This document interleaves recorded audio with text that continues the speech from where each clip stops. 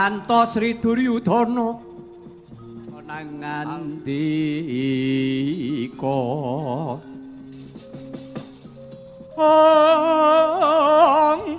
harining son Wrekudara den kepareng kene sigra Haryasena anjujuk cahyuan Durna Riseksana nangenjali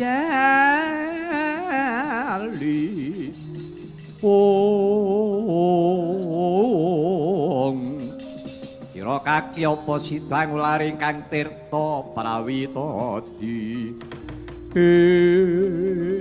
kawula nuwun wonten timbalan iki kadhawu karya kagiat rasane Tyasing Sunana jroning pesanggrahan iki ana wigati apa Kurawa wis nemokake papan pandhirianing para Pandhawa sadar saking sawetawis para Kurawa sampun kula sebar pados sisik melik wonten pundi dunungipun para Pandhawa iya kapara dinten menika para Pandhawa badhe dipun pameri inggih menika dahar eca ngunjuk seger ngagem busana ingkang sarwa mompyor ingkang sarwa sae menika kangge supados para Pandhawa menika ngenes manahipun jalaran menapa yang keserakat menika menawi nyemrapi mengsahipun mangan enak ngombe seger nyandangi becik manahipun tartamtu ngenes ndang gering gek ndang mati pancen bener mengkono paman nah nika wonten tembung babak nglayoni jujul anusuli ana wigati apa menika wonten salah tunggalipun Narendra Yaksa badhe marak ing ngarsa paduka sinuwun. Sapa kuwi? Manut aturipun Narendra ngguwa barong. Ratu ngguwa barong inggih Prabu Naga Gombang arep apa? Manut pawarta ingkang kula tampi menika badhe malsukum sedanipun tiyang sepuh. Bapakipun rikala semanten pun pejahi kaliyan Prabu Pandhu. Sak banjure dinten menika badhe nyuwun palilah kaliyan paduka. Badhe mejahi para Pandhawa anak Pandhu yen panjenengan diyake timbalana mrene.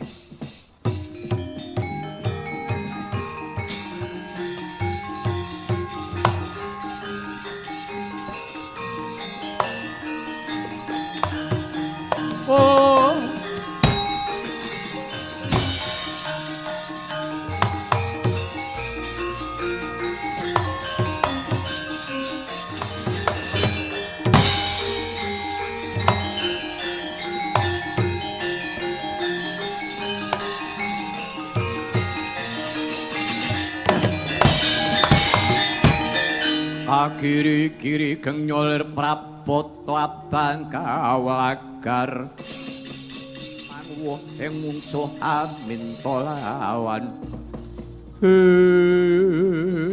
amin pasang kaliman tabik sinabeto ing ilo-ilo tinebih nasiku dendaning Bathara Sinuwun kula ingkang sowan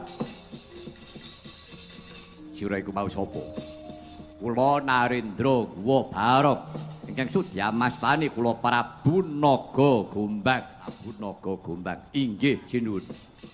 Karep apa? Iye, waleh-waleh menapa? Estanipun kula badhe malsukum sedanipun tiyang sepuh kula. Prabu Nagapaya rikala semanten dipun sirnakaken kaliyan Ratu Gustina Prabu Pandhu Dewanata rening Prabu Pandhu menika sampun boten wonten. Dinten menika sriing manah kula badhe kula dawuhaken tedhak turuning Pandhu. Pandhawa dinten menika kepareng boten kepareng. Kula nyuwun palilah paduka Kanjeng Sinuwun. Pandhawa badhe kula sirnakaken.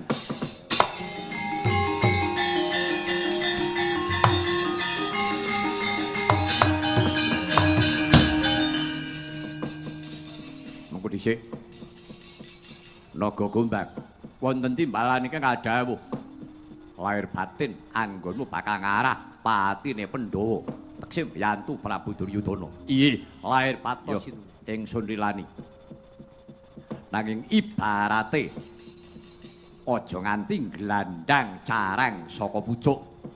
Upamane yen ana mogane lelakon, kuwi aja ngaku yen to kongkonane Prabu Duryudana. Yen kowe ngaku kongkonane Prabu Duryudana tugel gulumu. Wah, babar pisan boten.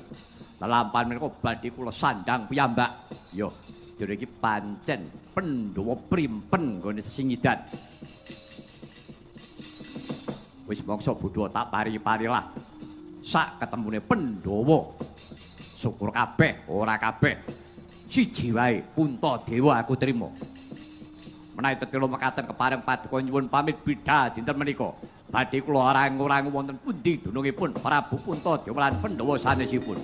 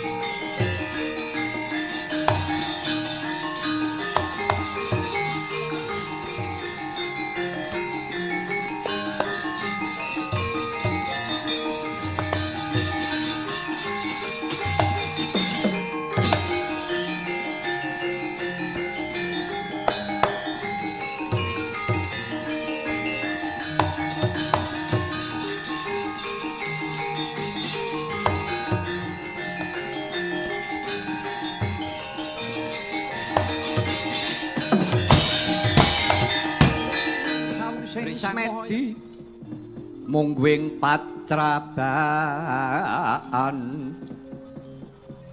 dang wani ngali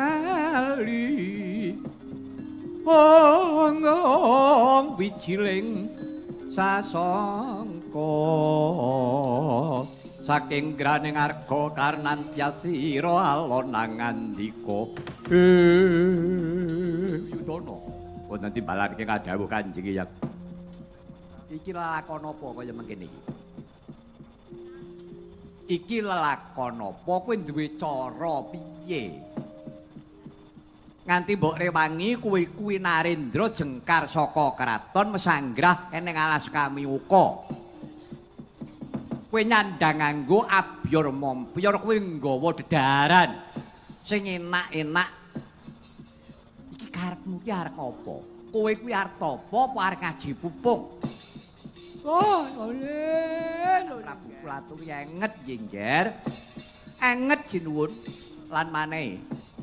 Iki mau kena tak arane kuwi nabok nyirih tangan butuk lor kena kidul. Eneng ratu buta arep mal cukup patine bapakne. Tegese kuwi arep gonceng marang lelakon iki. Untran-untran iki sing duwe untran-untran kuwi. Ratu buta iki mau sing goncengi Kurawa. Apa ora maneman Kurupati? Ye maneman yo nggih kowe kuwi ratu. Kowe kuwi ratu dudu ratune kulawarga ning ratune bangsa. Eyangmu Begawan Bisma aku ki ora trima, ora kepenak rasaku. Pandhawa putuku, Kurawa ya putuku. Yen aku nyawang lelakon kaya mengkene iki aduh. Duryudana. Arep nemoni lelakon apa Duryudana? Iya, paring pangestu kemawon. Paduka menika tiyang sepuh adolipun lenggah ingkang sekeca darica ngunjuk ingkang seger. Aku ora doyan mangan, ora doyan ngombe. Parek tanpa mangan. Tegese aku mbok kon nekseni lelakon kaya ngene iki. Duryudana. Atiku meru keloro-loro keronta-rontoe maneman uripku. Uripku tak nggo tombok, uripku tak nggo tambal negara Ngastina kuwi duwekku. Ora awoh karukunan, malah awoh bebendu, awoh regejegan, malah perlu paten pinaten. Sampun Peremban, sampun to. Kula aturi paring pangestu kemawon. Peremban Begawan Bisma karo wakne Durna kuwi mengestanana wae. Nek dina iki pangestuku ora mandi. Wis, arep ngopo? Wong lagi lakumu wis kleru. Ora coba. Karepmu ki ngopo? Nggawa panganan enak-enak, nyandang apik kaya ngene iki. Tak pamerke karo para Pandhawa. Karepmu supaya Pandhawa ngenes nek roh mungsuhe nyandang becik mangan enak ngombe seger. Mesti kaya digegering atine. Ndang lara nek perlu ndang mati. Sak ngertiku Pandhawa ki ora edan bondo. Ora edan pangkat. Sing edan bondo ki malah kowe kuwi. Kowe iki nelusura ta awakmu. Kowe iki ning kene kowe iki jane rek ya wong nemplok to. Kowe iki wong Plasa Jenar. Sumono uga aku. Aku ki wong atas angin. Aku ki manggon nang Ngastina. Ning karepku aku gawe kebecikan. Kurawa ki ya muridku, Pandhawa ya muridku. Ngilmuku paribasa tak suntak. Sok glogok banyu gentong paribasane. Tak paringke karo para siswaku Pandhawa Kurawa. Ning ora awoh kerukunan, awoh bebendu, awoh peperangan. Atiku melu lara-lara lho Juni. Aku melu dosa lakon ngene iki. Alah, dosa iki nggone ngendi? Kok nggih mpun. Betul sah perlu menggalih. Ya wis, yen pancen mengkono mangsa Budhawa. Duyudana aku ora melu-melu engko nek ning apa-apane. Kok aja sambat sebut karo wong tuwa. Sampun, wonten menapa-menapanipun kula piyambak ingkang badhe mandhegani Paman Senguni Kurawa Sebaren wonten papan panggonane para Pandhawa. Inggih, nistakaken dawuh paduka sinuwun.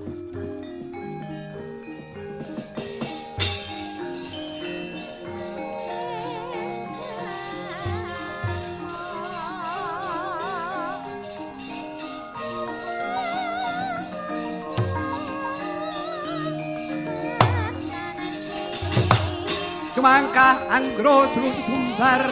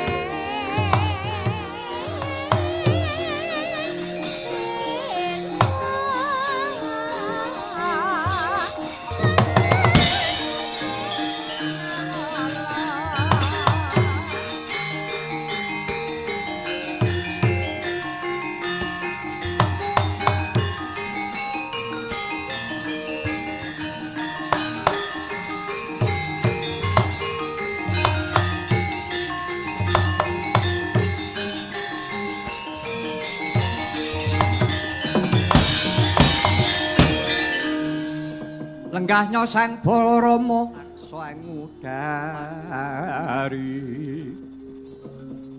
Wreseta kang pandhe kangsa sinameli nuting gendeng kawituyara naking linaras mrih larasipun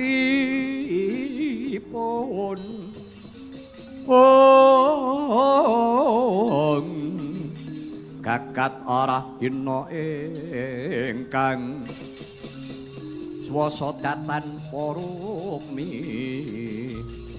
kula wonten dawuh Koko Prabu sik leren sik mandeg wiwit saka negara Dwarawati nganti meh tekan pinggiring alas Kamiuka ujube pun kakang karo Siadi mung bakat tilik kawan para Pandhawa nggone nindakake dharma ngalas tegese netepi dharmaning satriya mlebu ana jroning alas dadi wong buangan. Yayi. Iki yen ditelusur sing sak tenane. Pandhawa nemu lelakon kaya ngene iki, wiwite rak lakon Pandhawa Dadu kae to. Nah, iki sing tak takoki. Jaman lakon Pandhawa Dadu kae Yayi Kresna ewoh apa? Ayo. Lampahan Pandhawa Dadu Yayi Kresna ewoh apa kok dadi kowe ora elik-elik? Koko Prabu. Pandhawa menika sanes lare alit. Pandhawa menika sanes tiyang bodho. Pandhawa menika tiyang pinter.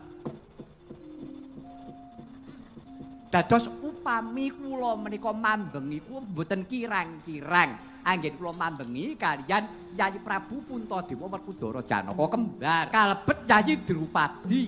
Sampun kula pambengi Koko Prabu, nanging piyambakipun ketingalipun Yayi Prabu Puntadewa menika mberung manahipun. Tekse mberung piye? Nyatanipun piyambakipun paripaksa mituruti saking pamundhutipun Yayi Prabu Kurupati. Kula sampun paridhawuh Yayi panjenengan menika badhe dipun paeka kaliyan Kurawa Koko Prabu nggih mboten dados menapa kula dipun paeka. Bebasan kula dipun pisakit mboten dados menapa.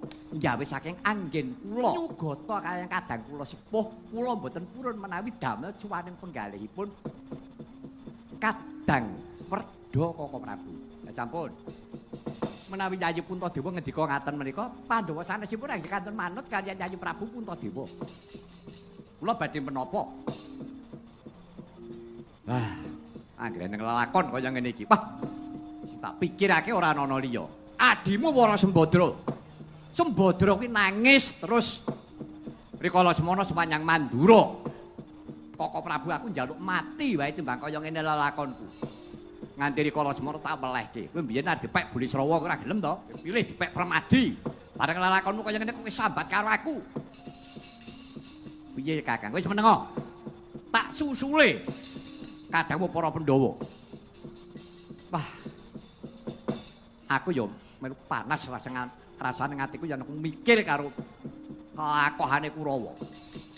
Nggih sampun Koko Prabu, ujubipun menika mangke pinanggih kaliyan para Pandhawa. Ya, ketemu karo para Pandhawa. Penyuwun kula, Koko Prabu mangke sampun ngantos ngendika ingkang boten-boten. Lirik Koko Prabu mboten sisah pamer, mboten sisah umuk. Pamer umuk piye? Ngaten. Wis Yayi, ayo kondur wae menyang negara Mandura. Negara Mandura tak lengserake marang Yayi Prabu timbangane kowe kedarang-darang uripmu. Mboten sisah ngendika ngaten. Mangke menawi panjenengan dipun wangsuli mindhake sakit malih. Adilipun kula kan panjenengan menika namung dados paseksen lelampahaning para Pandhawa. Oh ya, ya wis, aku wis ngerti sing mbok karepake. Nggih. Koko Prabu sampun saged nampi? Ya, bisa Yayi. Nah, supados gancang Koko Prabu, kula badhe ngambah Dirgantara. Kowe arep mabur? Nggih. Ha wis, nek arep mabur wis. Butuh tekan kono bareng. Mabura. Lajeng Koko Prabu, lho, sak senengku. Upamane si Adi bakal ngambah Dirgantara, monggo. Pun Kakang tinggalen. Engko kira-kira tekan kono engko bareng apa ora? Nggih, numangkaken lho Koko Prabu menawi pendan boten kersa ndaratur kula. Kula badhe ngurumine lampah. Kula badhe napak Dirgantara supados gancang dumugi wonten kami uga. Ya, sak karepmu Yayi.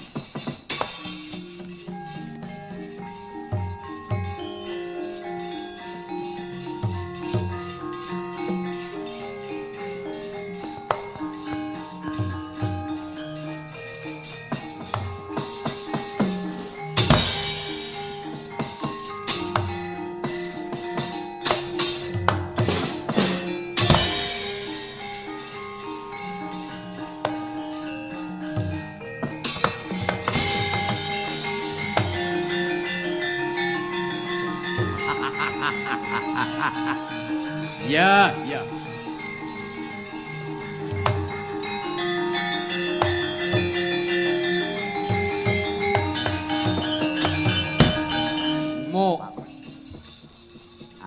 dulure tuwa dipameri wong iso mabur. Ngene kok pamer. Ya, ya. Apa dianggep Baladewa ora iso. Sawangen pun Kakang.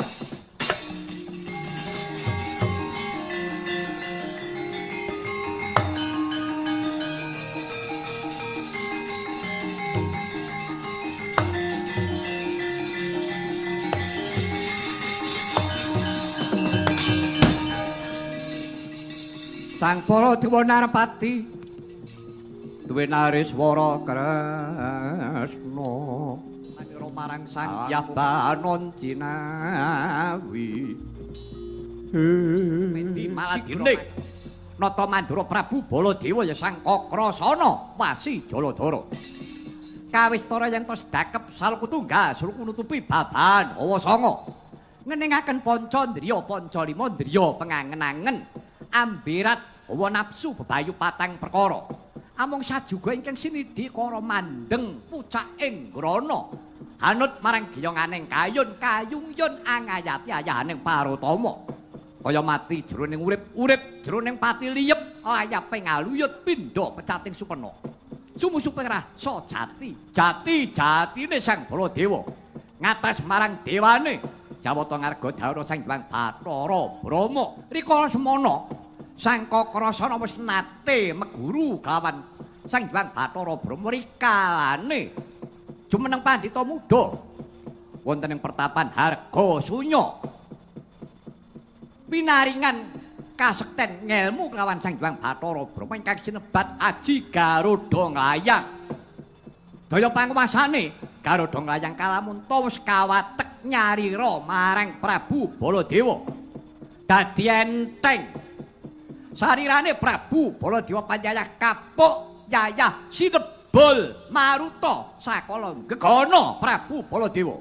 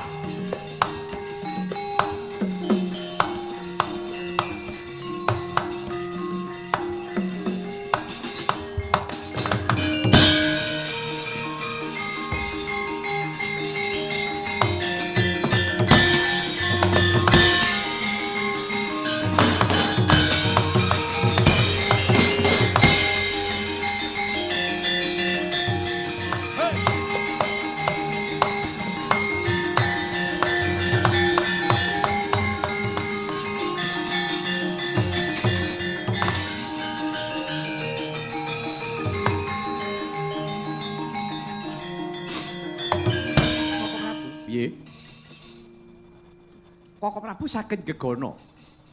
Lah iso ana rumangsamu piye?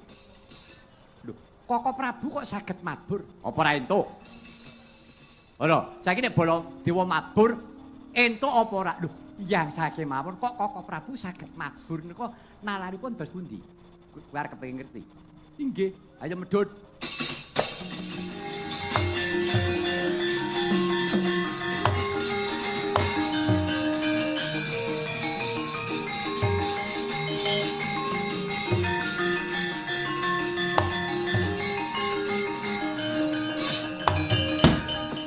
Kaget to kowe.